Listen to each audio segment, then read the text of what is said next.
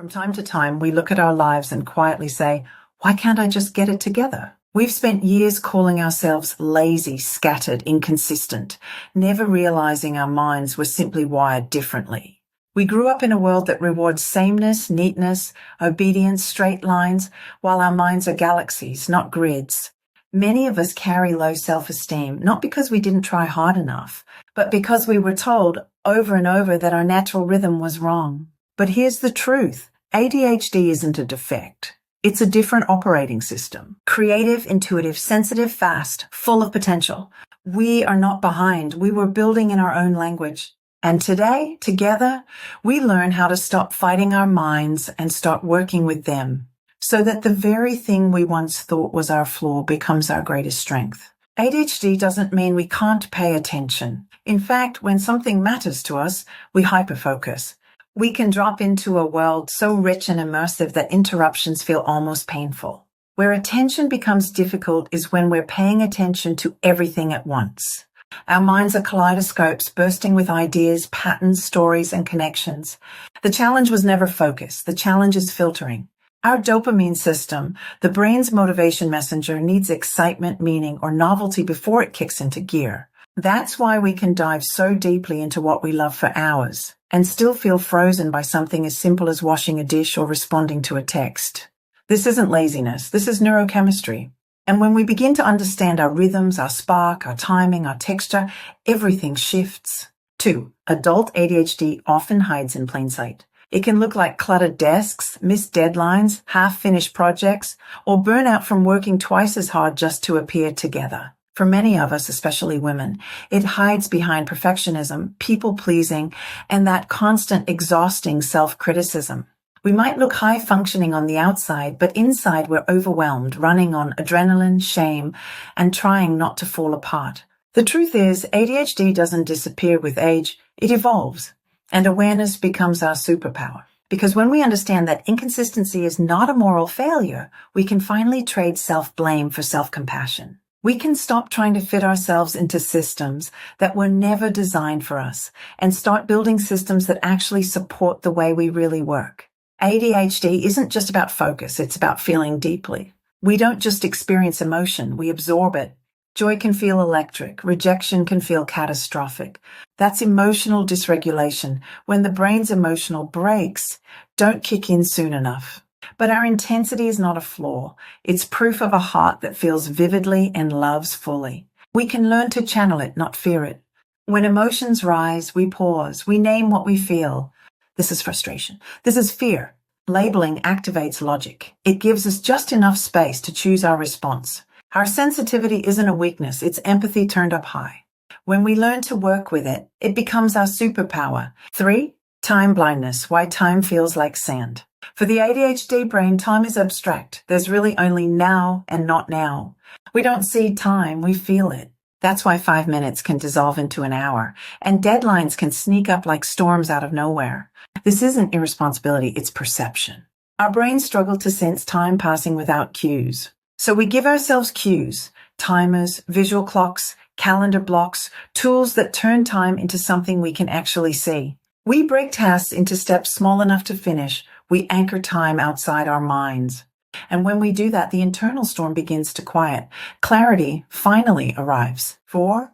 Productivity with an ADHD brain. Progress, not perfection. Traditional productivity systems can suffocate ADHD minds. Rigid routines and endless to-do lists don't create focus. They create paralysis. Instead, we think rhythm over rigidity. We work in short bursts, 25 minutes on, 5 minutes off. We move our bodies when focus drifts. We change our scenery when energy fades. Our brains crave novelty, so we give it healthy doses. Music, color, variety, micro-wins. We don't need all-day focus, just frequent refocus. Success for us isn't perfection, it's self-awareness in motion. The goal isn't to fix our rhythm, it's to learn to dance with it. 5. The power of interest. Curiosity is our compass. Our ADHD brains run on interest, not obligation. We can't force passion, we have to spark it. I struggled to get through my associates in accounting, but when I found psychology, I couldn't get enough. I became the person everyone teased as the professional student. When something excites us, dopamine floods in and our focus becomes laser sharp. When it doesn't, motivation collapses. Not because we don't care, but because the fuel simply isn't there. So we learn to link boring tasks to meaning. Folding laundry becomes creating calm. Paying bills becomes protecting our peace. And we pair tasks with stimulation, music, movement, sound, color, not as a crutch, but as a strategy. Our curiosity isn't distraction, it's direction. When we follow what lights up our minds, productivity starts to flow naturally, not painfully. 5. When ADHD isn't ADHD, when survival looks like distraction. Not every restless mind is ADHD. Sometimes it's trauma still echoing through our nervous system. If we grew up in chaos, unpredictability, or fear, our brains learned vigilance instead of focus. Our bodies still scan rooms for danger, even when nothing is wrong. That isn't dysfunction, it's survival repeating itself. Trauma can look like ADHD, forgetfulness, distractibility, impulsivity, and sometimes both are present, layered and intertwined. When we begin to heal the trauma, the ADHD may soften, or at least become easier to navigate. So before we label ourselves, we seek understanding, not judgment. Because the treatment for trauma isn't productivity, it's safety. We can't focus while our nervous system is still whispering, we're not safe yet. So we start there with compassion, not correction. 7. Managing overwhelm, when our minds won't stop spinning. Overwhelm can feel like we have 100 open tabs, each demanding attention and none actually getting it. When that happens, our nervous system isn't failing, it's simply overloaded. So we pause, we exhale, we ask, what's the next right thing, not everything? We write our thoughts down to release the mental clutter. We choose one small visible task and do only that. Action reduces anxiety. Stillness resets focus. Overwhelm isn't a flaw. It's our brain saying, I need order to feel safe. And when we honor that, peace doesn't mean silence. It means direction. 8. Building systems that stick. Designing for our brain. ADHD brains thrive in visible systems because if it's out of sight, it might as well not exist. So we keep essentials where our eyes naturally go. We use color, labels, bins, not for aesthetics, but for clarity. We automate what we can, bills, meals, reminders, schedules. Our routines work best when they feel like rhythm, not prison. And when a system stops working, it doesn't mean we failed. It just means our brain changed tempo. So we redesign, we don't self-criticize. Our environment should quietly whisper, I've got you. Because structure isn't restriction, it's freedom with a plan. 8. Building systems that stick. Designing for our brain. ADHD brains thrive in visible systems because if it's out of sight, it might as well not exist. So we keep essentials where our eyes naturally go. We use color, labels, bins, not for aesthetics, but for clarity. We automate what we can, bills, meals, reminders, schedules. Our routines work best when they feel like rhythm, not prison. And when a system stops working, it doesn't mean we failed. It just means our brain changed tempo. So we redesign, we don't self-criticize.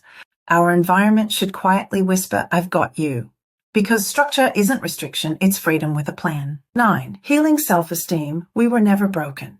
Most of us with ADHD grew up misunderstood, scolded for drifting off, punished for impulsivity, told we were too much or not enough. That shame sticks. It shapes the way we talk to ourselves. But our worth was never measured by focus or output. Our creativity, empathy, intuition, and resilience, those are forms of intelligence too. Healing begins when we speak to ourselves with the same kindness we once needed. We say, of course this is hard. My brain is different, not deficient. We surround ourselves with people who recognize our light, not just our struggle. We are not defective. We are designed for depth. Our minds never needed fixing. They needed freedom. ADHD is our flavor. It's the rhythm of our creativity, the reason we notice beauty others overlook, the spark behind our empathy, imagination, and depth. The world doesn't need us to fit its mold. It needs our different way of seeing. When we stop forcing ourselves into boxes, we realize our too much was never too much. It was exactly right. We work with our rhythm. We honor our wiring. We build lives that fit us, not the other way around. Because when we stop apologizing for our minds and start designing our world around how we actually function, we don't just survive. We shine. I'm Nori, and my AI twin sister Nora helps me share these reflections. If this resonated, please like, share, and subscribe, not for validation, but to help more of us feel less alone. Healing begins with awareness, and awareness leads to freedom.